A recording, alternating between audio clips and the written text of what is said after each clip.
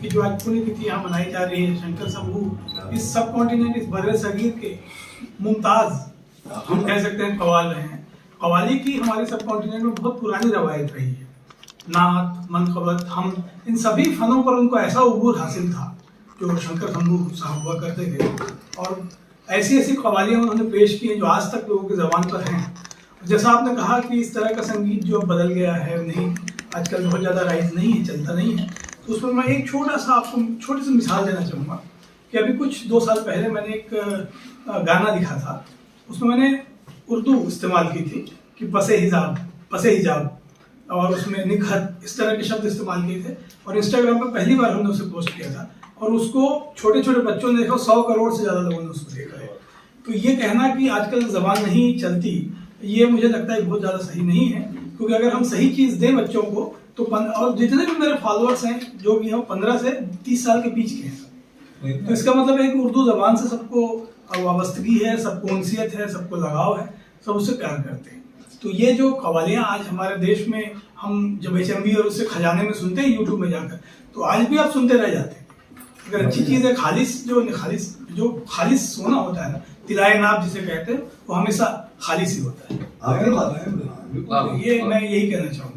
ये हमारे उस्ताद यहाँ बैठे हुए इतने बड़े बड़े, इन लोगों ने भी ऐसे ऐसी गज़लें गाई हैं, और शंकर साहब की भी आप जानते ही हैं जिस तरह की इनकी खानदानी रवायत है कि, और ज़बान के अलावा उन्होंने जिस तरह से लिटरेचर की, जिस तरह से मौसीकी की खिदमत की हैं, वो तो हमेशा हम सब याद रखेंगे। इस घराने जो अवार्ड की परंपरा शुरू की, इसके बारे में क्या कहना चाहोगे? ये मैं यही कहना चाहूँगा कि ये बहुत बड़ी बात है कि इस तरह की चीज़ें हो रही हैं, और ऐसे लोगों के नाम से ये चीज़ दी जा रही है जिनको वाकई वो अवार्ड मिलना चाहिए।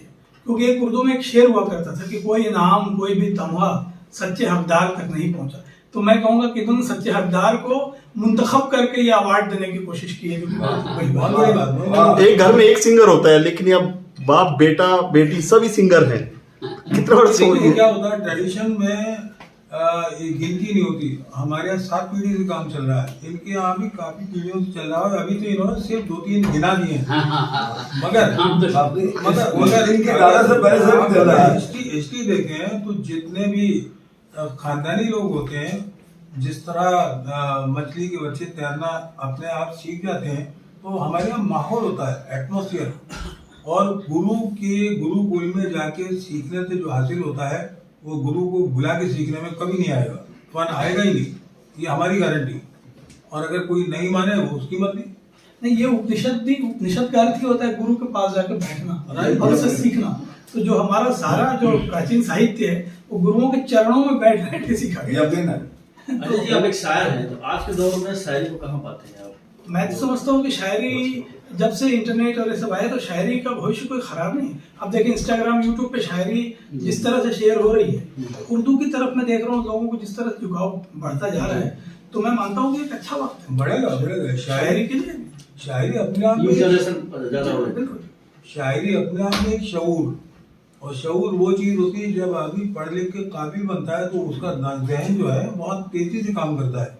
लेकिन अगर कोई बैठा होता ही नहीं है, पढ़ा ही नहीं है, तो उससे कोई गिला शिकवा नहीं कर सकते। तो हम आपको एक बार भाईजान इस बात की मुबारकबाद देते हैं, आज के दौर में अपने गुरु, उस्ताद, माँ बाप को मानना, पहचानवाना, ये बहुत बड़ा काम है, और आप कर रहे हैं। इसी तरह आपके बच्चे भी करेंगे, क्योंकि वो सिर्फ ये देखेंगे ये क्या कर रहे हैं। बच्चा वो फॉलो करता है जो माँ बाप देखते हैं। इस बहाने उनको याद करते हैं, इस बहाने उनकी रूह को सुकून मिलता है। और म्यूजिक, संगीत, आप जैसे सब संगीत उन्होंने एक जमाने में गाया था, रास्ते अलग अलग हैं, ठिकाना तो एक है। शंकर शंभू अमीर, रास्ते अलग अलग हैं, ठिकाना तो एक है, मंजिल हर एक शख्स को पाना तो एक है। क्या आप कोई शायरी समर्पित करेंगे आज के दिन? Excuse me, I should leave, मेरे को थोड़ा देखना। Yes.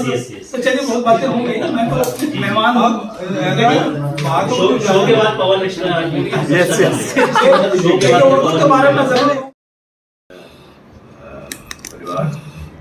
this wonderful initiative of having this not only this award function but also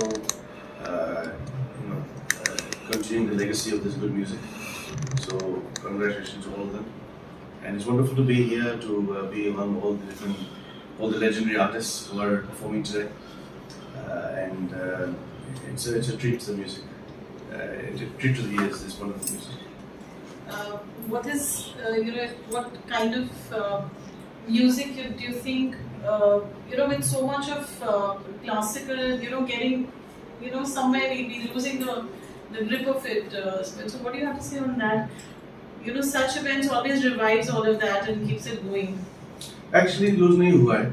I think there's a very strong presence of good music, चाहे वो classical हो, devotional हो, ghazal हो, semi-classical हो. Even some film songs are absolutely fantastic. So I think our tradition will never get lost. And just like you said, these events like this, reinforce the importance of good music. It also reinforces the place it has in society. It reinforces the importance that we all hold, the entire music industry holds, of music like this. So it's absolutely fantastic to have events such as these. I think it's happening all over India and all over the world.